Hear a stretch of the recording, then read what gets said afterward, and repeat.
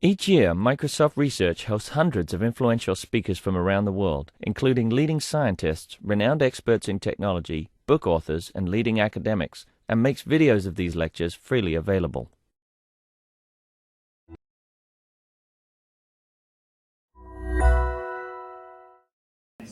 Hello, everyone.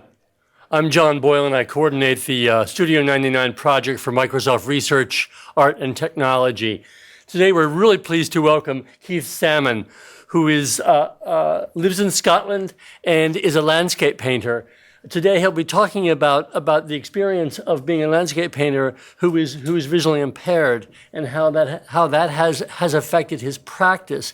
He's also in town to work with Microsoft Research on a project around creating sonification of his work so that Keith and Neil and others at Microsoft Research will be working on creating an installation that will be a sound and visual installation.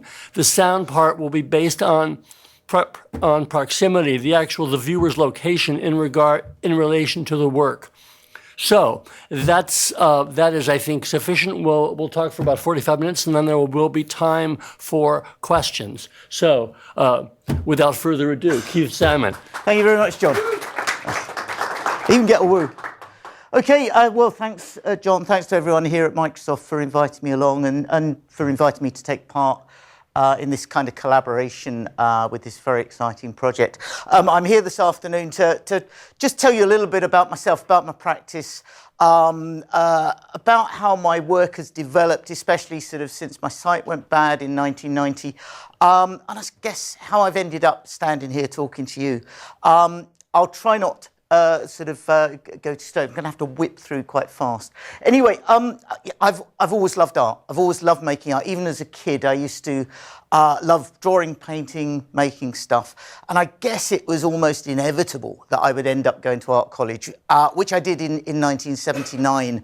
I went to a small college in Shrewsbury in England to do a foundation course. Now, that's a course where they kind of give you a real shake to try and get rid of all your preconceived ideas about art, to open your mind up to new ideas. It obviously worked with me. I've ended up being a painter. Yeah, boring old painter. Anyway, I did that course. It was a good course, and I went on to do a 3-year degree in fine art at Falmouth School of Art down in Cornwall, and I studied sculpture there. And I constructed stuff from steel, from wood, cement fondue, plaster, paper. And so on the surface, the work was very different from what I do now. But actually, when I think about it, when I look back, there's a lot of similarities. It was primarily about landscape, which is what I do here. It was very much about drawing, not just in that I used to do lots of drawings of sculpture, but that I used to kind of draw with the materials I had in three-dimensional space. And it was very much about surface and texture and about drawing onto surface and texture. And so there's not that big a change in 30-odd years. I went from Falmouth to Newcastle upon Tyne, the opposite end of England, up on the northeast coast, where I set up a studio, and I then managed to get a place on a postgraduate master's fine art course. The problem there was that, unlike the degree course, there was no funding for the postgraduate. You had to work professionally. And this really wasn't a good time to be a young artist working professionally. This was the mid-80s, and there was mass unemployment in the north. And no one really had any money to buy art, even if it was good. And probably what I was doing wasn't so good at the time. And so, after a couple of years, I decided I had to sort of pull out of the course. I couldn't afford to put on the quality postgrad show that I needed to. So I quit the course. I quit my studio in Newcastle, and I went looking for work. And by chance, I ended up in Shrewsbury again. I spotted a job vacancy at a youth hostel there, and I applied for the job, got it. And that had 3 great advantages. The first being that they paid me. I had some money coming in, which was pretty good. The second was that it was a big old Victorian building with big cellars, and the wardens at the hostel let me clear one of the cellars and use it as a studio when I wasn't on duty. And the other great advantage was that I met my partner, Nita, who's here, She was getting some summer work before going to do a ceramics course down in Wales. And we got on pretty well. In fact, we got on so damn well that 2 years later, I quit the youth hostel job. And when Nita finished her course in Wales, I moved down to Wales and we set up home together. And we also set up a studio together. We kind of figured that we could connect Nita's ceramic skills with my kind of more airy, fairy kind of fine art skills and come up with some good art. And we did. We had this little studio in a disused pigsty on the side of a hill in Wales.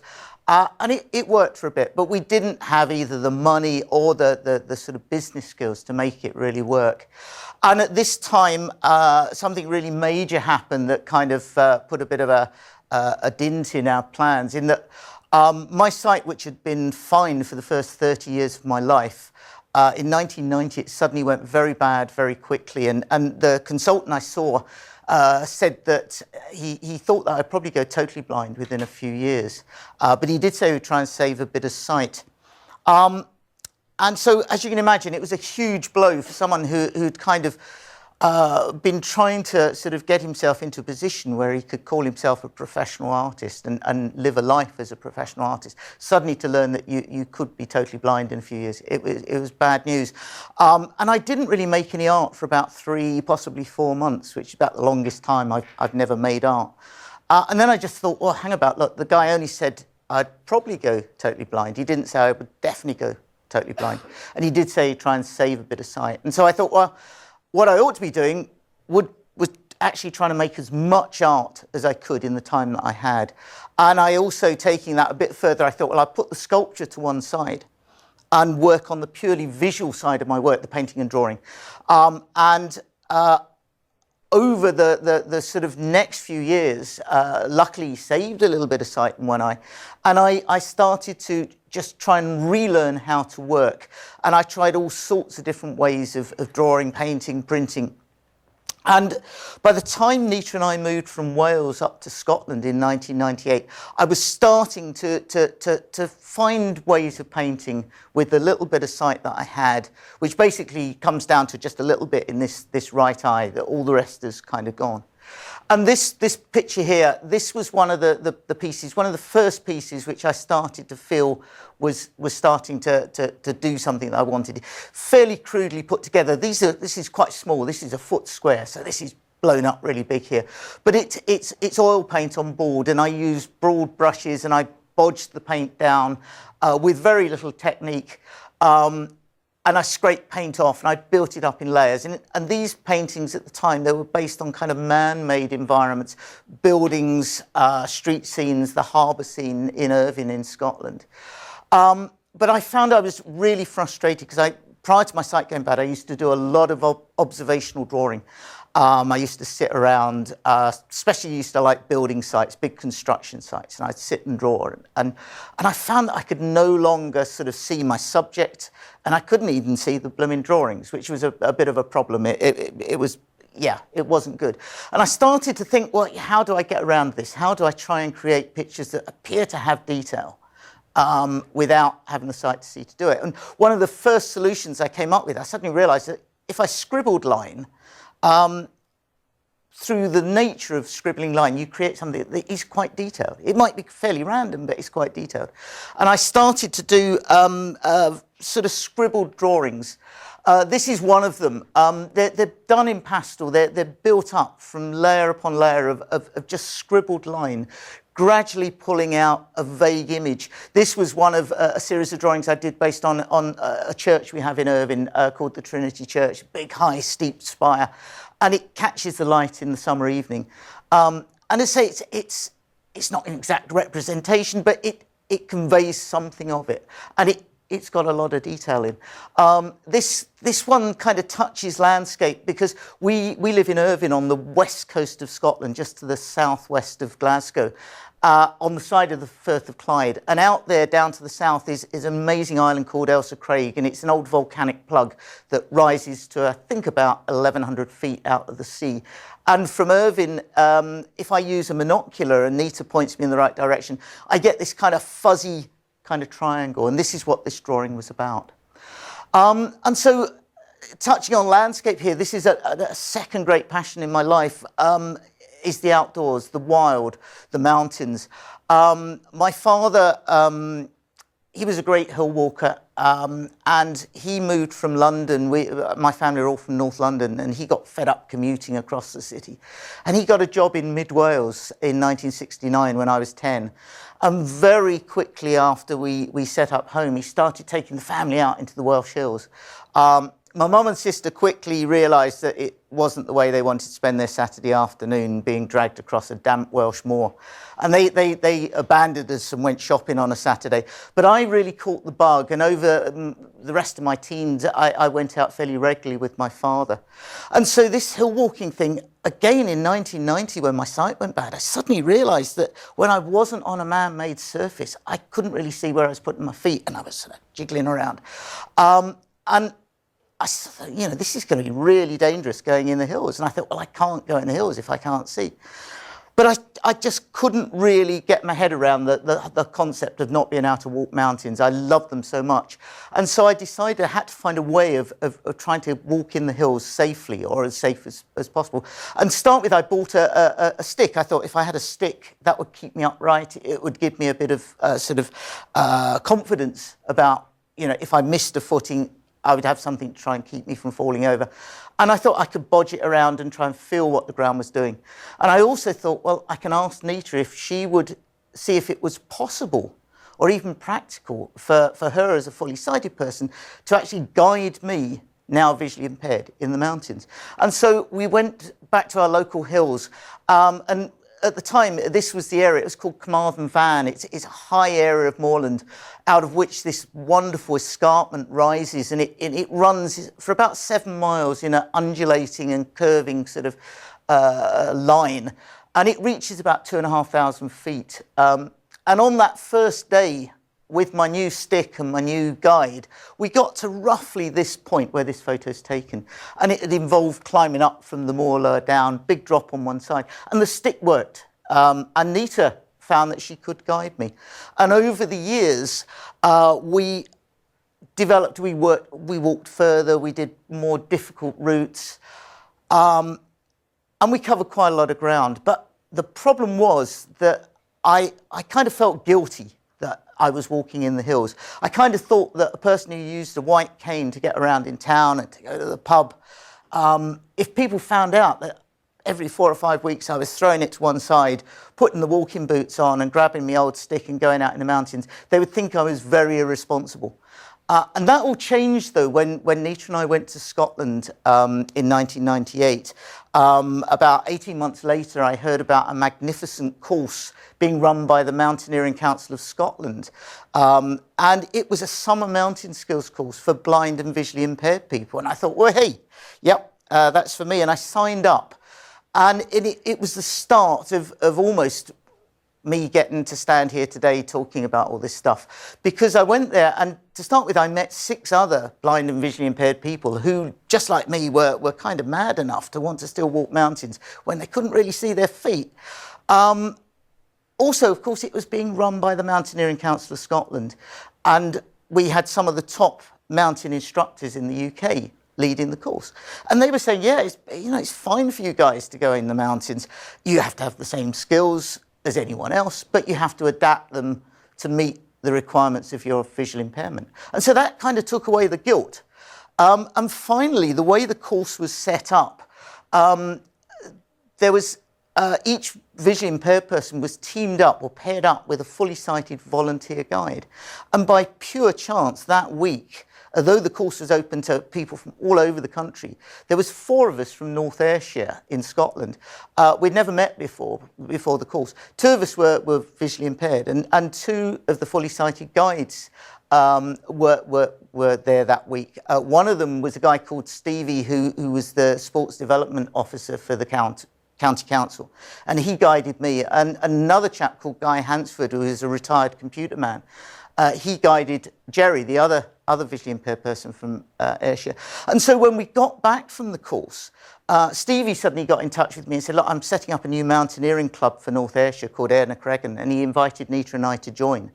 And Guy got in contact and said, look, I'm going to go for a walk with Jerry. Do you guys want to join us?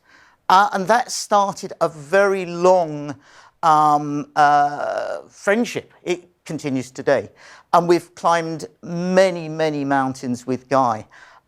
Jerry is actually Britain's, or was, at the time was Britain's leading blind golfer, and he kind of drifted away from the hill walking. He's always on a golf course. But Guy, Nita and I have been out many, many times.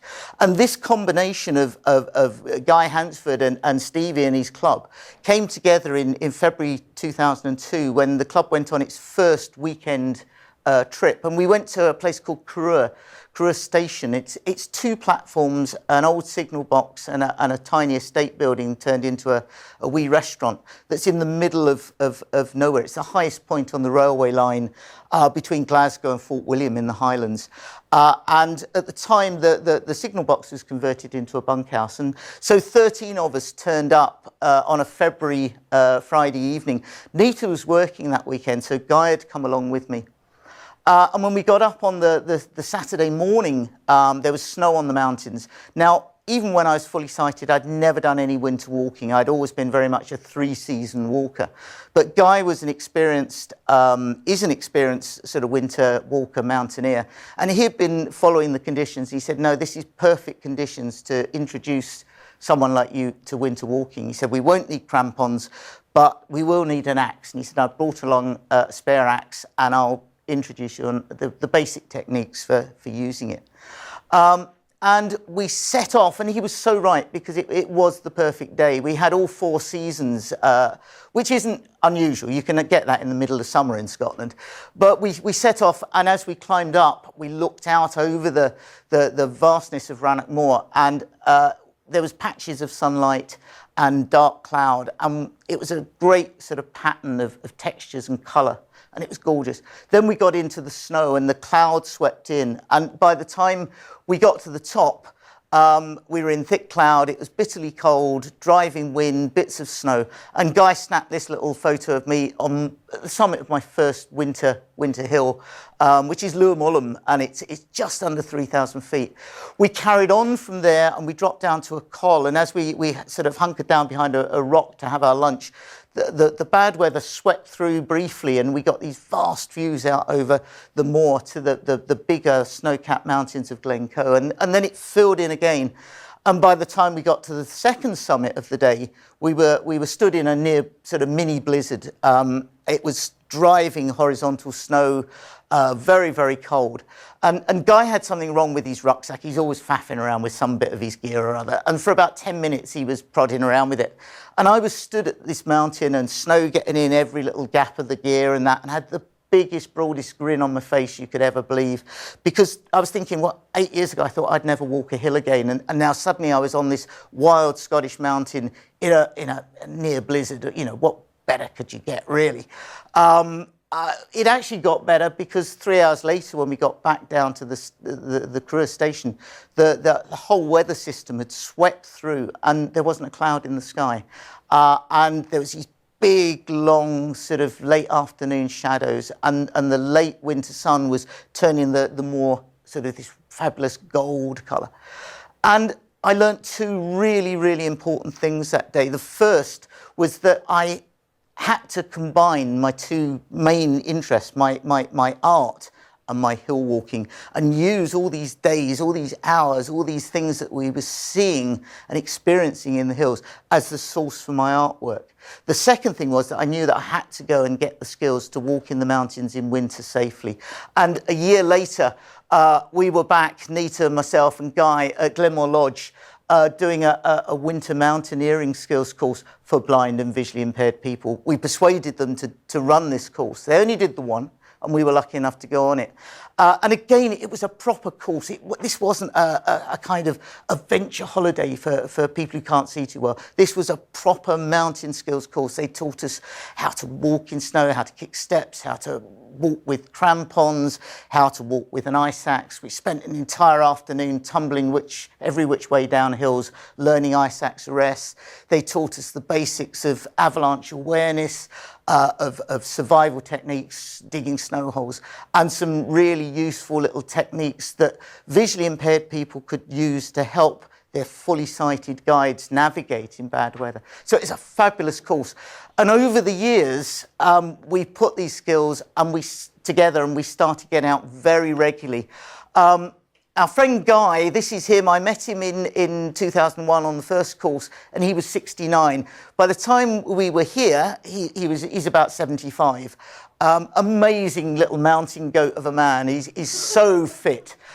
Put Nita and I to shame every time we went walking. But he soon realised that his job was to take us to the places we wouldn't have the confidence to go. And he started to take us onto the much more rugged mountains to do serious scrambles. This is on the Isle of Arran, out in the Firth of Clyde. And although they're not above 3,000 feet, these things, they're very rugged, and there's some serious scrambles and climbs. Indeed, this day we had just finished climbing Gioch na Hoi, which is a bit of a brute of a rather exposed granite slabs that ends in a very narrow ridge. And I had sat down to recover my nerves, and Guy, of course, was playing on a rock. But then, of course, sort of the people in the club started to hear where Guy was taking us, and they decided on one night in the pub that I ought to be able to climb one of Scotland's sort of premier scrambles, and that's on Buccleuch Moor, which is one of Scotland's famous mountains. It's on the edge of Rannoch Moor, on the edge of Glencoe, and for the vast part, this big northeast facing face of the mountain is the preserve of serious climbers, very serious climbers. But there is one scrambling route that goes up this kind of left-hand skyline and ends by taking in the wee pinnacle near the top. And so on a dry, fairly wind-free September day, a group from the club, 4 serious climbers, they led myself and Nita up this hill, and it was a huge, huge day. And of course, with Guy taking us to places quite challenging and the club doing the same, Nita and I started to gain more confidence. And we nearly always go away the first 2 weeks in May to the northwest of Scotland. And we started to take on some quite big mountains. This is a mountain called Anchellach in the northwest of Scotland. And it's, by some people reckon it's probably mainland Scotland's finest mountain. It is superb. I was trying to look fairly mountain-like there. I was actually really quite nervous because we'd come up by quite a serious scramble, and I didn't really know how the hell I was going to get back down again. But the picture looks good. This was another day Nita and I had together in the far northwest of Scotland. This is on a mountain called Quinag, and it's less than 3,000 feet, but there's 5 separate tops. And this was probably the best day I've ever had on a mountain, in that when we started, we were under very thick, heavy cloud. And we thought we weren't going to see anything. We went up a little bit and suddenly broke through the cloud, and we were above the cloud. And that's quite a rare thing in Scotland because the mountains really aren't that high. And we had this incredible day climbing 3 of the summits of Quinag, including this sort of shark's fin one. Nita took that of me coming up the narrow bit, which was me at about my kind of limit. It's kind of difficult going in these places when you can't quite see what you're doing. But over the years, we did a lot of hills. By 2008, February 2008, when this was taken, this is me stood at the top of a hill called Valkenach, which is a big plateau-like top of a mountain. And it's one of the Scottish Munros. Munros are the title for Scottish mountains over 3,000 feet. And there's 284 of them, and it's become quite a thing over the years for people to climb them all. Now, I knew I'd never do them all. Some of them are just too damn difficult. But I kind of figured it would be quite good if a blind person or someone who was registered blind could walk 100, and this was me on my 100th Munro, and it was quite a big day. But of course, it's not all about doing big hills and difficult hills, and the bit of sight that I now have for the last few years, it's been getting worse, and it's proving more and more difficult, and I'm kind of avoiding the more rocky, the more difficult things. But there's loads of smaller hills in Scotland that offer fabulous walking. I took this photo of Nita just 3 months ago on the wee hills, the Pentland Hills, that are just outside Edinburgh. Dan knows these, he's been up there, and you can catch a city bus to the base of them. But you still get these magnificent bits of walks and views. This photo is taken probably our nearest hills. This is at the very southern edge of the Highlands. Glasgow is just over there. This is the southern end of Loch Lomond, and these are the Luss Hills. And they're steep, grassy-sided hills, but offer fabulous walking. And so, yeah, all of these walks, they're what I now base my work on. But of course, when back in 2002 I decided to combine these two interests, I really didn't know how to paint the landscape because I'd always painted other things, mainly man-made environments. And to start with, I just got photos I'd taken in the hills and I squared them up and I tried to sort of copy them using small brushes and big magnifiers. And to be honest with you, they were dreadful. They were awful. But I was still doing these kind of organised scribbles. And I started to do organised scribbles based on the outdoor environment. This was one based on the day we were in Glen Lyon in the Central Highlands, and although it's surrounded by big, high, empty, bare mountains, in the base of the glen there's this wonderful array of broadleaf trees, and on this October day the autumn colours were about as bright as you could get them, and so I did this kind of fairly abstract piece, all built up with scribbled lines, as you can see, but based on the colours. This was another drawing I did at the time. This was a day we'd walked out of a big glen, which I think it was Canonish Glen, which is in the Southern Highlands, of a late kind of winter evening. But again, scribbled line. And I realised that these kind of things had a much better kind of feel for conveying the landscape than these tight pictures which I was painting using magnifiers and little brushes. And then I started to think, well, hang about, what if I started to paint first using quite broad brushes and then scribbled into it? So I had the paint, but then the kind of the sort of detail of the scribbled line. And this was one of the first pieces I did, based on one of the big rocky mountains that we climbed up near Glencoe. Been a very, very cloudy day. We hadn't seen a damn thing until we started to come down. And we had this short little break where the cloud cleared and we looked down almost 3,000 feet to Loch Leven, the sea loch below. But this is done, it's painted first, but then scribbled over the top to try and give this impression of detail, of the rock, of the texture, of the atmosphere. This was another piece done at the same time in the same way.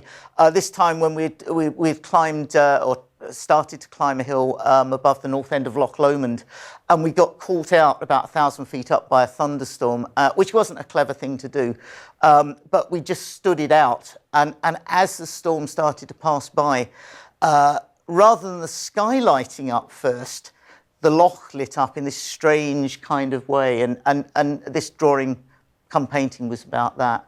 But of course I then took it one stage further and thought, well, instead of just putting paint down and scribbling on the top, I ought to try and mix the paint and the pastel. And I started to do paintings, and this next few paintings, I usually start off paint first, and then I'll scribble onto them with pastel. And then I seal the pastel with a matte acrylic varnish, very, very thin coat of varnish. And once that's dry, I can then work with more paint, and then more pastel, then more varnish. And so these paintings, this was based on a day we got caught in a big, heavy snow shower up near Braemar. But these paintings, they're built up in alternating layers of paint and pastel, painted mark and drawn mark. This is one of the more sort of abstract pieces, a view looking across from a hill called Craig MacBranach towards a big range of mountains called Ben Lawers, which are about the highest places in the Southern Highlands. They go up to almost 4,000 feet, and this was a winter day. When I do paintings, I kind of think the best things that I do are the ones that are at the same time both recognisable as kind of Scottish landscape, but are also abstract as well.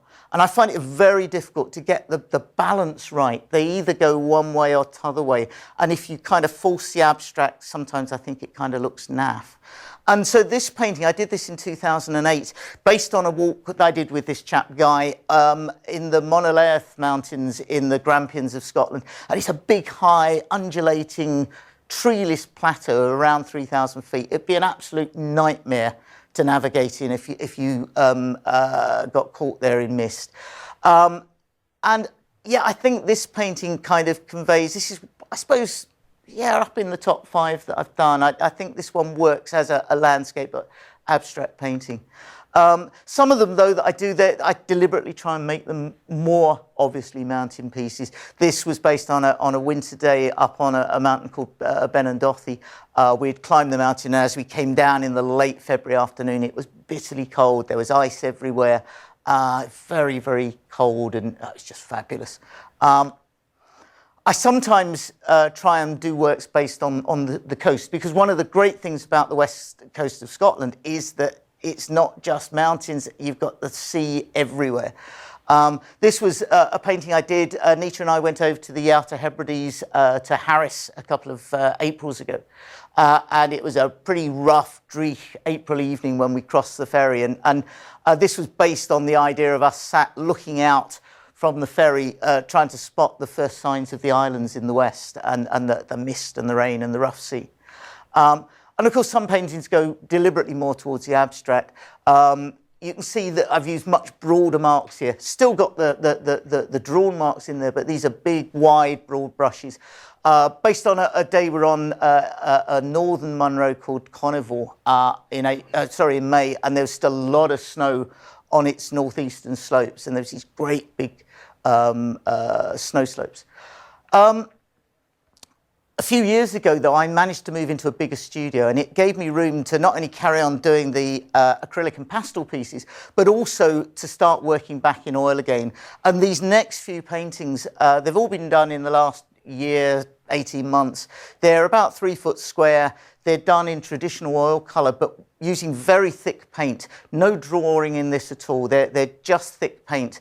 But I've been using a great big old 8 or 9 inch wide house painting brush that my father used to own. I found it in his garage when he died in 2008, and I had to go through his garage and his house. And I found these old brushes that I can remember him using on the house when I was a kid in the 1960s. And he was always, very keen to look after his tools. And so these brushes had lasted all this time. And they're horsehair brushes, very coarse bristles. And they leave these fabulous coarse marks in the paint, which a normal modern nylon brush, they're much softer, you get a softer mark. And so these paintings are built up over sometimes 3 or 4 months, putting layers of paint down and then letting the layer dry before dragging more paint over the top. And in the same way as the pastel picked up the little ridges of the acrylic paint to create fine marks, I'm kind of creating fine marks by dragging this great big brush of paint over the top of already dried paint. And these paintings, I suppose most of my work is about weather. I love the weather, and it's constantly changing in the Highlands. This was one based on Rannoch Moor as a big snow shower swept in off of the moor, and there was sort of sunny breaks. So again, they're partially landscape, partially abstract. Another one, again, based on the idea of snow when it first starts to fall and starts to just turn the grass a little grey. And again, put down with this virtually entirely with just this one great big paintbrush. Of course, the work that I've shown you, this is the kind of work that I've been doing for a lot of years. I'm still developing it, and I love the whole side of making smaller paintings that you then show in galleries. But I'm starting to try and develop my work along a kind of parallel line, but doing much bigger, more public kind of works. And in 2010, I was very lucky to be invited by a top German art group based in the city of Speyer in southern Germany, to go and live and work in their city for 4 months. And they have an artist's house, and each year they invite an artist from around the world to go and live and work with them. And you get an artist's house which comprises 2 great big studios and some living quarters. And one of the studios had this big wall. It was about 7 meters long and about 3 meters high. And I kind of thought, well, I'm not going to get a chance to do something really big again, probably. So I thought I've got to do a big piece of work. And the city is a very old city. It survived the ravages of the Second World War. And it's dominated by an enormous, and I mean enormous, it's vast, great Romanesque cathedral. It dates back 1,000 years, and it's a hodgepodge of stonework because it's had bits knocked down, burnt down, fallen down, rebuilt over and over again. So it's this massive structure of masonry, of domes, of buttresses, of spires. And I used to walk around it every 2 or 3 days. And in the hills, I use a binocular to try and see a bit further. And so I found myself doing what I'd normally do in the mountains. I was going around looking up. And I thought, well, perhaps I ought to try and create a drawing, a big drawing, of the idea of walking down the side of this great structure, but from drawing it from sort of all different angles.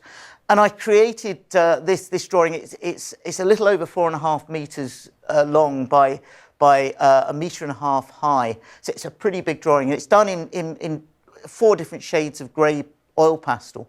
And it's quite abstract and it's quite distorted. It's quite Gormenghast for anyone who's read Mervyn Peake. It's a kind of strange thing. And during my time in Germany, I did a lot of paintings. And at the end, I had to put up a show to show the people of Speyer, what I'd spent their money on, basically, which was fair enough. It was great. And I priced all the paintings, but I didn't bother pricing this drawing because I thought, well, who the hell wants a 4.5 meter long drawing? And in fact, on the night of the opening, I had 4 people arguing over who was going to buy it. And luckily, it sold to a chap called Herr Deutsch, who was not only one of the city's leading restaurateurs, but he was also an art collector. And he bought it for his new hotel and restaurant, which is on Maximilianstrasse, right in the centre of Speyer, just 400 metres from the cathedral. And this was a photo one of my colleagues in Germany snapped on their phone. So it's not a very good photo, unfortunately. But it gives you an idea of the size of the drawing. And so I came back from Germany thinking I want to do something this scale again, but based on Scotland. And it actually took me 2 years just to work out what the subject for this new Scottish big drawing would be. And in 2013, January, Nita and myself and Guy, who's now at this stage, I think he's 81 or 82 when we took this photo. We went up Glen Rosa on the Isle of Arran, and as you saw that glimpse of the Arran Mountains, they're very dramatic. And there's a couple of superb glens that go right up, and they're almost surrounded by mountains. And as we walked up on this very dreary, snowy day, I was looking up with my binocular and I suddenly thought, wow, hang about, this is almost the opposite to what I was doing in Germany. There I was walking around at the outside of a great man-made structure looking up. And here it was like walking on the inside of a big natural kind of cathedral and looking up. And I thought this would be the perfect subject for a big drawing. And around... Sorry, that's the kind of weather that we was getting that day. There was a lot of snow on the tops of the mountain and the snow was coming down into the glen. And one of the things I love is when you get days like this and the mist is swirling around. And so you can't quite tell where the mountain ends and the sky begins. I love that kind of quality. And so around about this time, I'd also been invited to work just for one afternoon with a Dr. David Feeney from Edinburgh University, who was researching into how technology might be used to help blind and visually impaired people interpret, see art. So similar to what we're doing on this project, but in a very different way. And I went along and I spent an afternoon with David, and we got on very well. And I actually had an exhibition opening in Edinburgh just a couple of months later I think it was March 2013. So I said to David at the end of the day, well, do you want to come along and you can see what I do? And he did. And he brought Dan along, who some of you know, who apparently was there for a year, basically just dossing around and drinking beer as far as I can. Apparently he was doing what was it? A fellowship. A fellowship, yeah. Beer drinking. Beer drinking, yeah. But we got talking, and by the end of the preview evening, we decided, well, we both love landscape. and we both like hiking. And so we had arranged that Dan and David would join us. And I, having just started to think that Glen Rosa would be the place for my new big drawing project, needed to get back here. And so a couple of weeks later, we went back. I can barely see that photo. Oh yeah, there they are. David, Dan and Nita. We went back to Glen Rosa and we had a fabulous day, because not only did we walk up this amazing glen, we did a lot of talking about art, about landscape, about how Nita and I sort of worked together as a guide, Nita guiding me in the hills. And Dan did a few interviews and took some footage. And at the end of the day, he kind of said, well, look, I'd love to make a little 10-minute sort of film about your work and your hill walking, which he went on to do. And a bit after that, he came back and said, well, there's more information. Maybe we can sort of make a proper documentary together. And of course, we've been talking about my big sort of new Glen Rosa drawing project. And he said, well, it'd be great if we made this documentary, we could kind of use the drawing project as the kind of focal point. And over the next 2 years, we poured it all together. And in December 2014, in the Arts Centre, close to my studio in Irvine, they have, luckily, one of their walls is 5 meters long. I needed a big wall to do it, and it didn't seem any point to do it in my studio because not that many people come in. The studio is open to the public, but I wanted to do this piece in a big public place where people could actually watch me work and get involved in the whole process. And so I'd suggested to the Arts Centre that I'd put on a standard exhibition in the gallery, on all the gallery walls. But on day one, on the big main wall, we'd just have a big blank piece of paper. And over the course of the exhibition, which was 35 days long, I would try and create this big drawing based on this idea of being in Glen Rosa with the mountains sort of stretched all around. I kind of flattened them out, but this idea of the snow. And I used graphite, which is basically the inside of pencils without the wood on. They're just solid graphite, and you can get them very soft to a grade called 9B, which is extremely soft, and you get these really lovely dark marks. And I was using erasers to rub back through to create the kind of negative spaces. And so this large project, as I suppose the start of me wanting to do more of these kind of big public pieces, big large pieces, where I can interact with the public. But it was around about this time that, as I say, my sight is just basically, I have a little bit of sight in the upper left-hand part of my right eye. And about 5 years ago, on a routine sort of checkup, they said, well, you've now got a cataract forming in this eye, which normally isn't really that big a deal.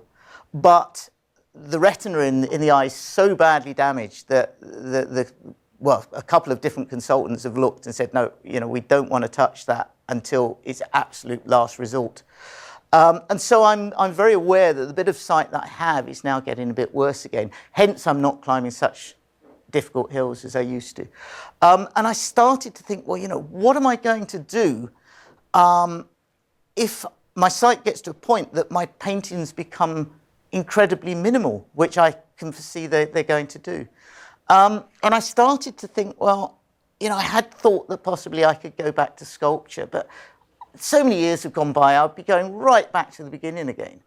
And so I decided that I would perhaps try and use sound. We're out there and there's wonderful subtle sounds in the mountains, almost the sounds of silence.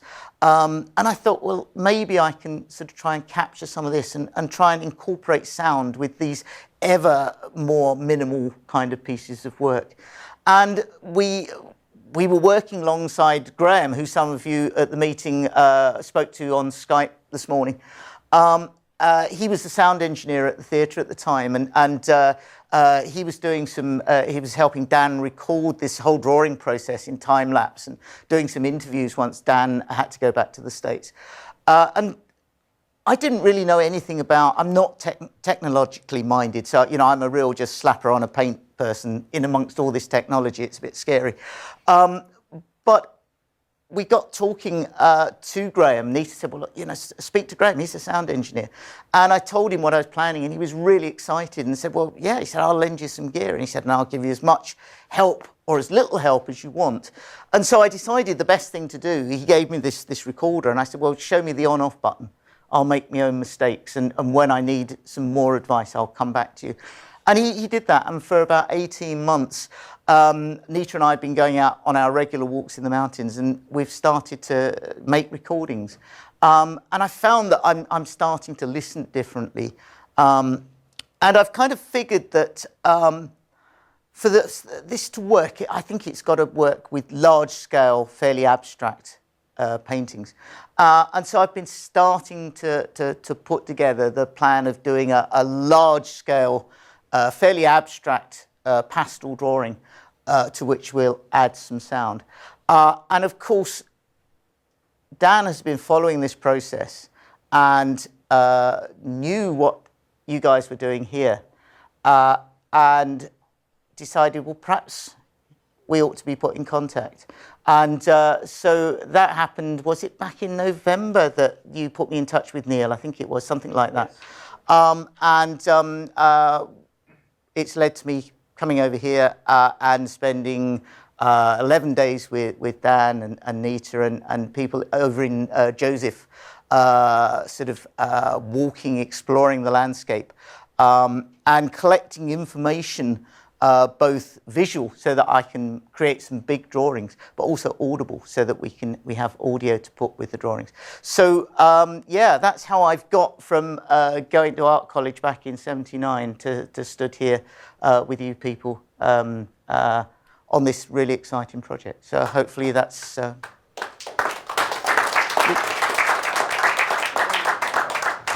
Good timing. Was that 45 minutes? Like 15 minutes. Yeah, no, you're good. Yeah, well, I put my foot down on the, yeah. So we do have time for questions. If there's any, if anyone wants to ask anything. Or... I have a question. A lot of your work has dealt with landscape, and I'm wondering if you could maybe speak a little bit more on what, the personal meaning you find in landscape and why it's significant as an art form.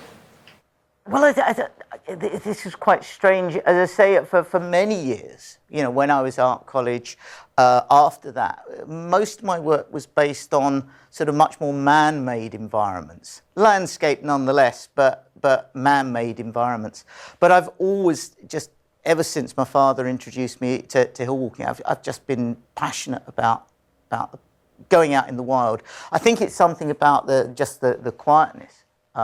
Getting away from sort of busy roads, busy pavements, busy towns, and just being able to wander. One of the great things about Scotland is that you have an almost complete right to roam. You have to be aware of stalking times when the big estates are stalking, and you have to respect some of the restrictions that are around then. But in theory, you can walk almost anywhere in upland Scotland, and I just love that thing that you don't have to stay on a path or a trail. And in fact, Nita and I, some of the best walks we've had are when we look in the guidebook for some of the mountains, and you look at the route that the guidebook has, and you think, right, okay, that's going to be quite full of walkers. So we're not going to go there. We're going to go along here, and we're going to just head off up the side of the hill. And there is a great kind of freedom. But there's also, a stunning beauty of the landscape. I can't see much of it these days. I see very much in terms of kind of pattern, I guess, these days. I don't see detail. But your brain fills in the rest. I suppose I've been lucky that I had 30 years of almost perfect sight. So my brain has a lot of kind of memories. But yeah, I think it is. It's just the sheer beauty and solitude of being in some of these places. And, I was brought up in the hills of Wales, which there are quiet bits. Carmarthen Van was very, very quiet. There's more walkers go up there now, but when Nita and I were first there, you would, quite often not see a soul. But a lot of the bigger mountains in Wales, they're very busy trails. Scotland, though, you can go up And as long as you avoid Ben Nevis, the biggest one, and Ben Lomond, and a few of the big popular Munros, and especially if you keep off the main paths, which most of the Munros have now, you can, go a whole day without seeing anyone. And in fact, just a few summers ago, we climbed a Munro called Ben Scoulard on the very west coast of Scotland, and it's a big rocky mountain with fabulous sort of very rough, rocky, undulating ridge, and the main summit's at the far end of the ridge. And it was a perfect day. There's virtually not a cloud in the sky, gentle breeze to keep the bugs away and to keep you cool. And Nita and I'm very, very slow. This is one thing about being guided and not being able to see it. I'm incredibly slow.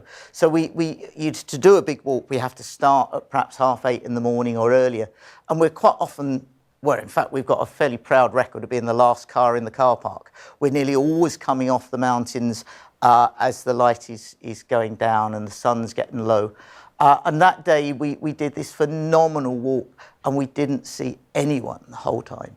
And there's something really quite, just very, very special about these places. And that's what excites me, and that's what I try and convey these days into my paintings, something of the spirit of the place. They're not, incredibly accurate representations, not even half accurate representations for the most part, especially the more abstract pieces.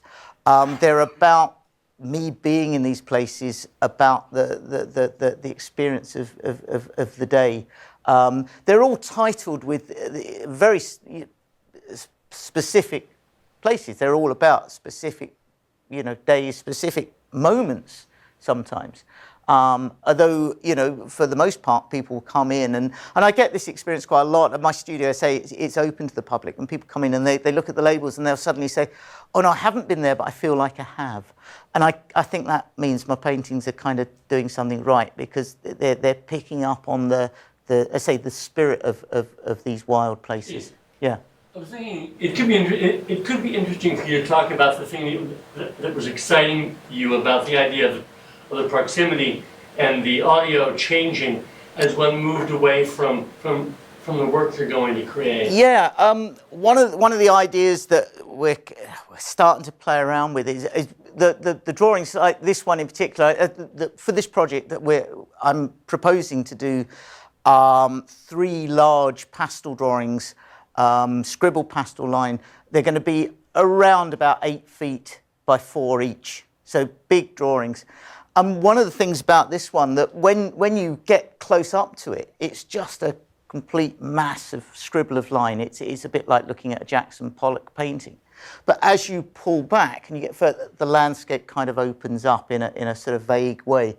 And one of the things that quite excited me when I heard about this kind of idea of being out at this proximity thing was that sort of we may be able to sort of do something with sound that sort of is similar to the kind of visual thing, so that possibly when you're stood very close to the drawing and you're right in front and all you can see is the lines, that the audio that goes with it, the audio recordings, are a complete mash of the different little bits of audio clips that we've made while out in what was the Oregon canyons. But as you pull back, that sound starts to sort of pull together, so that when you're right back, you're then getting an overall soundtrack of maybe one of the drawings is going to be based on a place we visited called what horn? Buckhorn Ridge. Buckhorn Ridge, yeah, sorry. And it's right at the top of the canyon, and the canyon just drops away for was it almost 3,000 feet, isn't it? It's a long way. And so the idea being, as you pulled away, eventually from having a complete sort of cacophony of overlapping bits of sound and audio, that you come back to a much broader soundtrack, which is just the sound of the wind blowing over the top of the canyon, and perhaps a few insects or the rain spattering down. And so you're kind of mimicking the kind of transition of the visual side of being close up to something this scale and then pulling back. so with the audio. So there's a whole lot of possibilities, but you know, it's quite exciting for me because I know my sight is getting worse, and I like to sort of think that, you know, I now go to a big gallery or museum, and I really struggle to see anything. It's really difficult, and of course you can't get up desperately close normally to work. And so the whole idea when Neil first got in touch that, you know, maybe this might be a kind of a first step towards, you know, providing something that would give people like myself a better access to two-dimensional work. You know, it's really exciting. But of course, the thing we've realised over this is that, you know, obviously we haven't the time for me to go away now and do 3 big drawings. You know, there's a lot of drawing to be done in just 3 months. But we haven't got that time to then say, right, we've got 3 drawings and I ship them across to you here in Seattle, and then you say, right, well, now we'll work out the sound.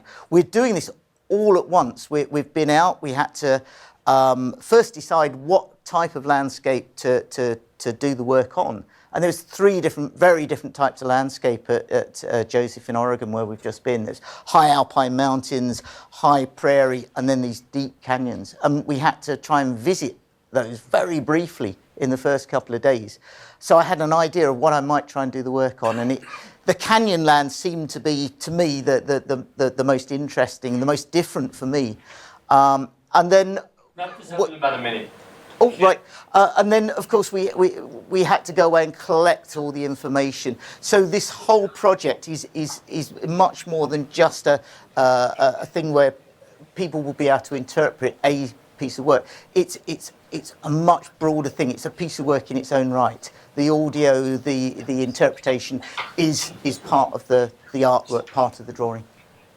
Okay. Thank you, Keith. It was amazing. Such a great talk. You're very welcome.